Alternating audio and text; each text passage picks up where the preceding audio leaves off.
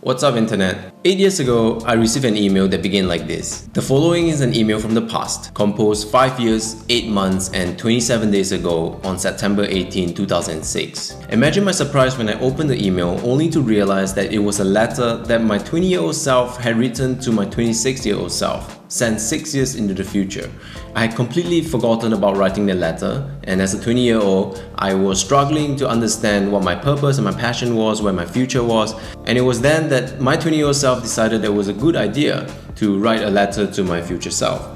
In this video, I will be sharing with you why writing letters to your future self is such a simple but powerful habit. I will share with you some of the contents of that original letter that I had received from my 20-year-old self, as well as giving you some tips as to how you can do it for yourself.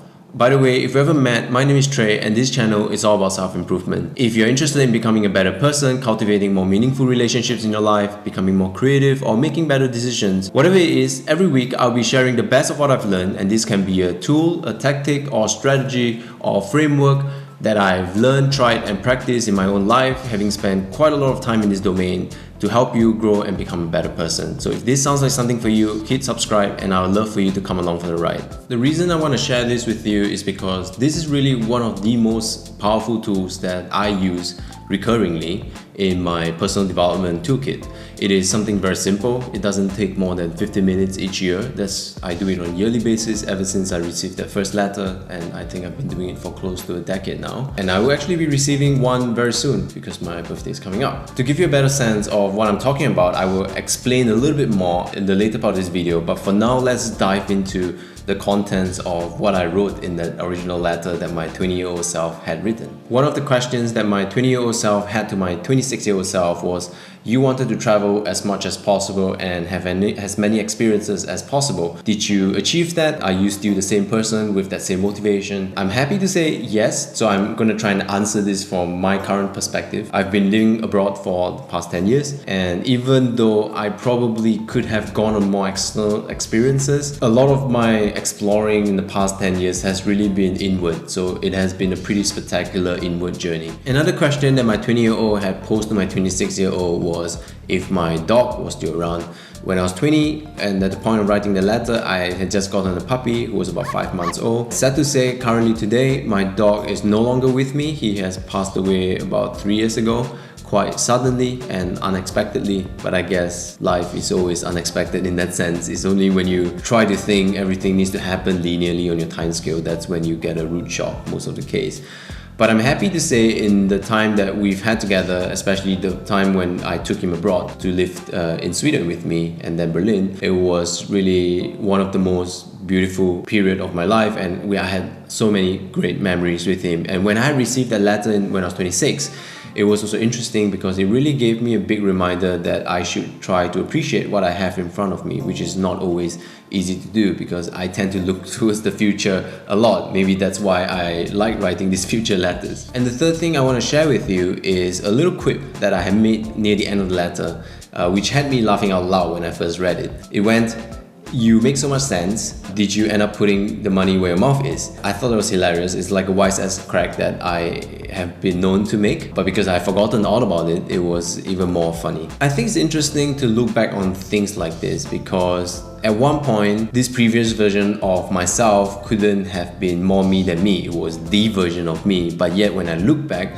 it can somehow feel simultaneously distant yet familiar, even have issues that today I still continue to struggle with and work with. So there are 4 key reasons as to why I believe that this is such a simple and powerful practice and why it is so effective, at least in my experience. And the first is, one of the most important things I've learned over the years is the value of asking good questions. The most important and the most valuable questions are actually questions that you have to ask yourself over and over again, because you have to have the right moment, the right timing to experience something in order to learn a lesson. And if it comes too early or if it comes too late, then either you wouldn't relate to it or it doesn't apply anymore. There are a million ways to answer a question. You never know when you might stumble upon a new and interesting answer depending on where you are in life at that moment. As the Greek philosopher Heraclitus said, "A man never steps in the same river, for he is not the same man and it is not the same river."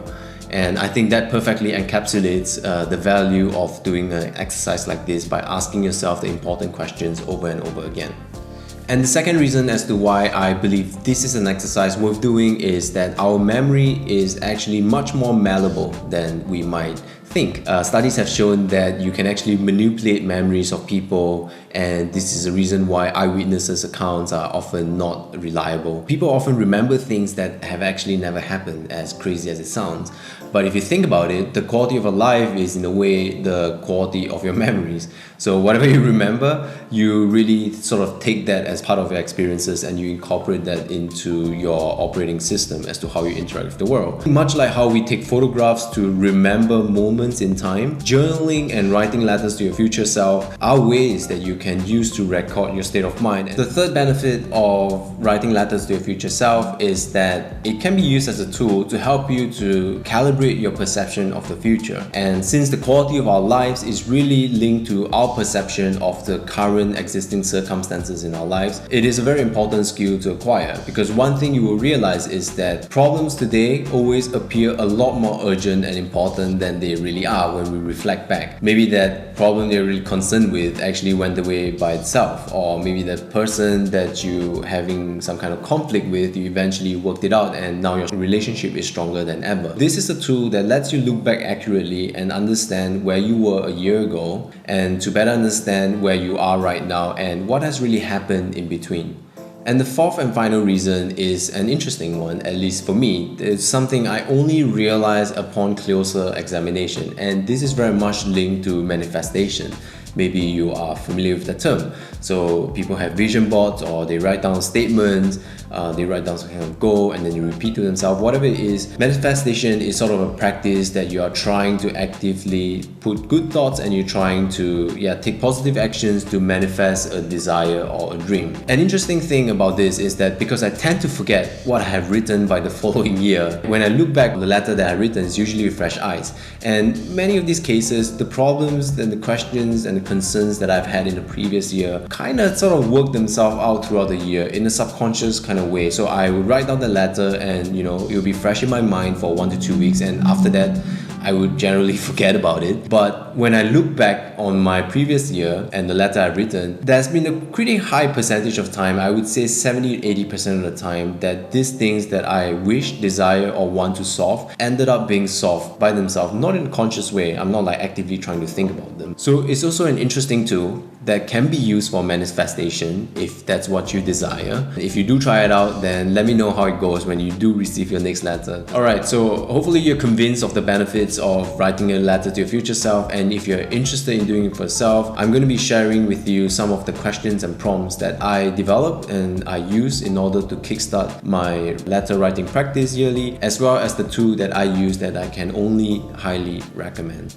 So the first section covers current mood and state of affairs. So in this section, I typically would ask questions such as, how am I feeling right now in this moment? What is happening in my life? What is top of my mind? What are the things that I'm really interested and motivated by? And then I would also ask questions such as, what are my concerns for the futures? Am I dealing with any challenges or conflicts at the moment? In this section, I really try to give a snapshot of my current state of mind. In section number 2, I focus on my future self. So here's really anything related to your future self, questions that you might have. Maybe you can even make a prediction as to what are some of the challenges that you think your future self might be dealing with. You can even try giving some advice to your future self. That's also a fun one. Just imagine if your future self is in front of you, what are the questions that you might have for him or her? In section number 3, I tend to focus on aspirations. So simply put, what do you hope to achieve between now and next year until you receive your next letter? I tend to list down my current goals in a concise manner, and I like doing this because it's very much linked to the manifestation. When you write something down and you put it out there, it becomes a bit more real. And even though life sometimes happens and plans change, I still like to be able to look back and see where my head was at that point of time, and to see if I stayed on course, and if I didn't, what happened along the way. And in the last section, I practice a self-feedback technique called Start, Stop, Continue, where I will have 3 sections: start, stop, and continue, and I will list 3 things. So 3 things I should start doing, 3 things I should stop doing, and 3 things I should continue doing, as sort of a little marker and reminder to myself as to the things that I want to be doing more of and the things I would like to be doing less of. I again like to look back a year from now to see if I actually did those things as I said. So let's look at the tool that I use to to write my future letters, and it is a website and a service called futureme.org, and let's have a look at it on the screen here. And they did a big redesign a few years ago. It's pretty self-explanatory and it's really fantastic service, and it's free. You can donate to them if you like, but here on the right hand side you can basically write your letter to yourself and you can say deliver in 1, 3, 5 years, or you can choose a specific date if you like, and then you can make it a public or private letter, and then just your email, and then if you hit send, it will be sent to you in the future. And it's really simple and it works beautifully, and I definitely recommend that you check this out if you are writing a letter to your future self. So that's it. That's how I go about writing a letter to my future self. I write one, as I mentioned, every year on my birthday, and maybe you can even experiment with writing one every month, although yeah, it sounds like a lot. Maybe once every 3 months, and actually I'm interested in trying that out for myself too. But generally once a year I find is a good rhythm. It gives me enough time to forget what I have already written, so every letter that I'm reading comes almost as a surprise, and that's a really nice feeling, because who doesn't like a nice surprise? I hope you found this useful and that you try it out for yourself, of course. Let me know what your thoughts are. If you're interested in having these prompts in a PDF, there's a link below, and you can go to the link below and download this PDF, and there I would have all the prompts that I talked about, and you can use them as a kickstart, as the basis for writing your future letter. Otherwise, I will see you out there on the internet.